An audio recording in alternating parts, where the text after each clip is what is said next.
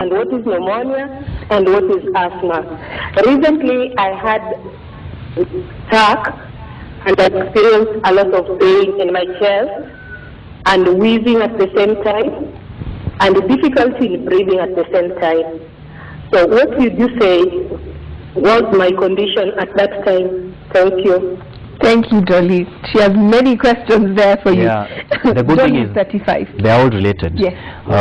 All these conditions affect the respiratory system, and they are actually interrelated. But I would like to point out pneumonia is infection of the chest or of the lower respiratory tract. And pneumonia involves a bacterial pathogen or a bacteria, and that must be treated with antibiotics. Now, a lot of people imagine that chest pain is equals to pneumonia. I would also like to correct that. Okay, pneumonia is diagnosed based on a number of factors, not just chest pain. And in some pneumonia infections, you will have chest pain, but you can also, a lot of people have chest pain that has nothing to do with pneumonia. Now, bronchitis is very similar to asthma. In fact, sometimes they're used interchangeably. Yes. But bronchitis tends to mean inflammation of the bronchi. The bronchi are the air pipes in your chest, and that kind of inflammation can be caused by anything, by a number of things. We know, for example, cigarette smokers tend to develop bronchitis after several years of smoking. We also know that an infective process like a viral infection can cause bronchitis, but that is not pneumonia. Pneumonia is due to a bacterial infection. Now, when you have bronchitis and pneumonia, your asthma can get worse. So for someone like Dolly, if she was to get a chest infection, throat infection, or an allergen or a viral infection causing bronchitis, her asthma symptoms are very likely to worsen. Okay. Excellent. Let's take another call. Hello? Hello. Hi. Okay, mimi ni Esther. Yes, Esther. Nataka kuuliza, niko na mtoto ambaye after every 2 years anapata kifua kinafungana, alafu anakuwa na hizo wheezing, and in the family they have a history of asthma.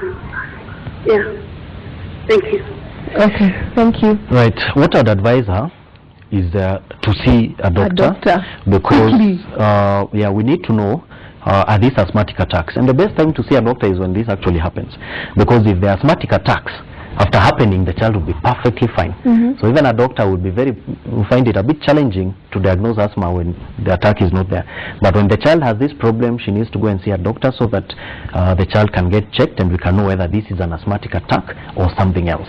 Now, if this is asthma, then this is actually not bad. Once in 2 years is very favorable asthma, if I may say so. If the mother knows what needs to be done and how to prevent it or how to treat it when it happens, then of course this child is going to have a very good day-to-day lifestyle.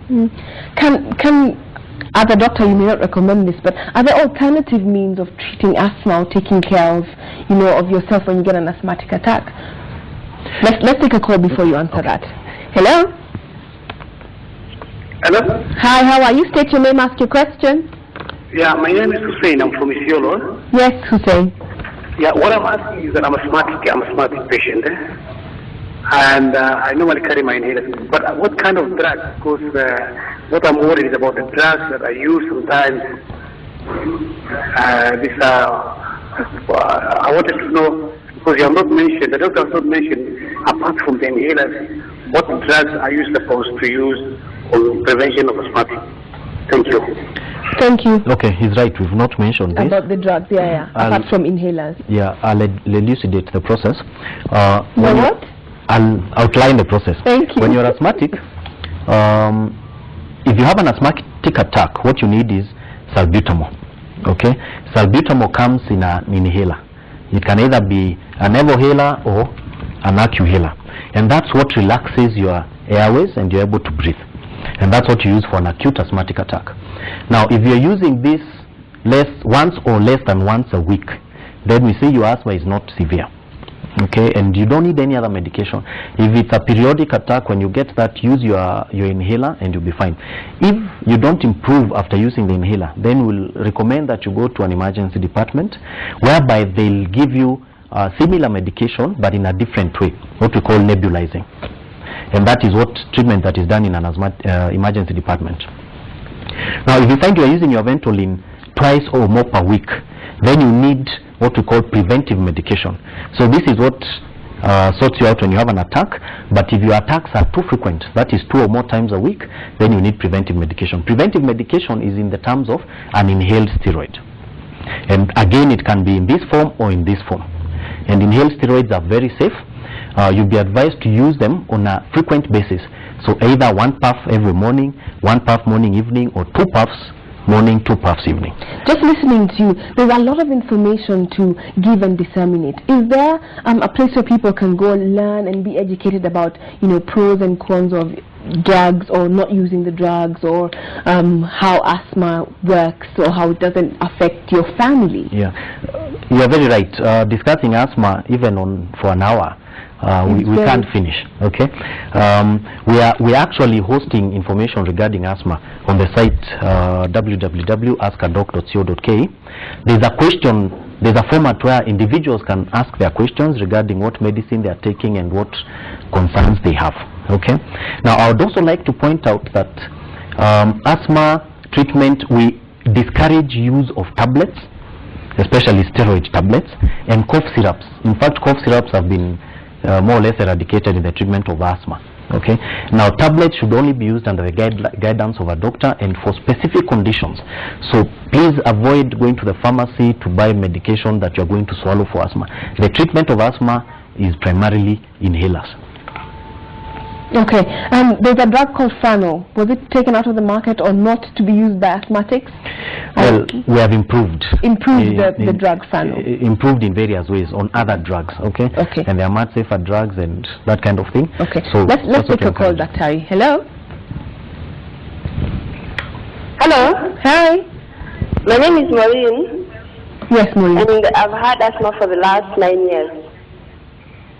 And I'm currently gaining weight because I'm afraid of exercising. I'm 28 and I'm 79 kgs. Is asthma related to signs of diabetes? Because of late I'm experiencing such, because I'm feeling thirsty, feeling tired. Sometimes the mouth gets so dry.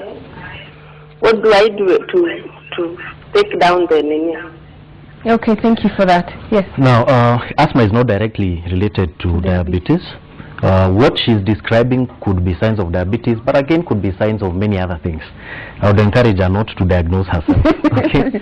Secondly, she needs to see a chest physician or a pulmonologist so that they can check whether her asthma reacts to exercise.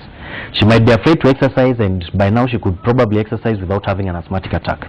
And even if she tends to get some form of asthmatic attack on exercising, there are ways to keep this under control. And the ways to keep it under control are much safer than being overweight. One last question. Eczema and asthma always seem to be related. Many people who suffer from asthma suffer from eczema.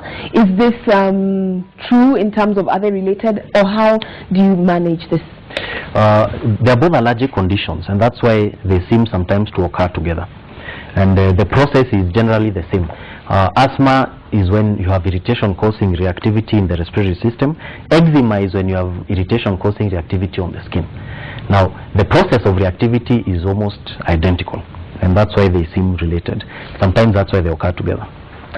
Thank you so much, Doctor. I know we can't exhaust the topic, so we hope that you'll come back and talk to us more about asthma and its related conditions. Thank you so much. You're very welcome. Thank you. On Word on the Street this morning, we ask what you think about the long-awaited ministerial allocation and what it should be based on.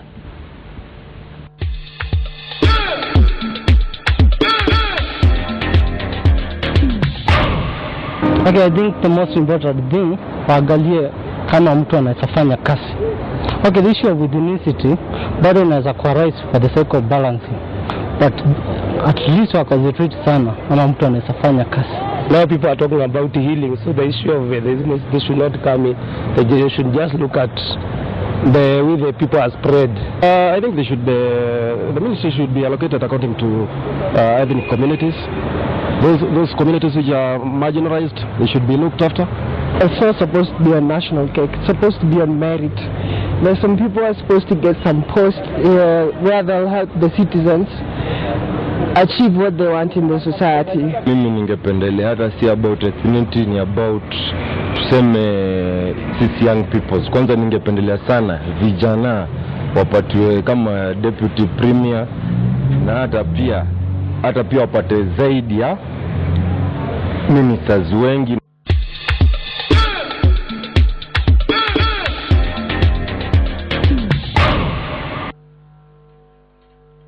That's it for NTV This Morning. Don't forget our email address, ntvthismorning@nation.co.ke. If you take care of your environment, the environment will take care of you. And also if you're stressed, remember to breathe. I'm Misiko and take care.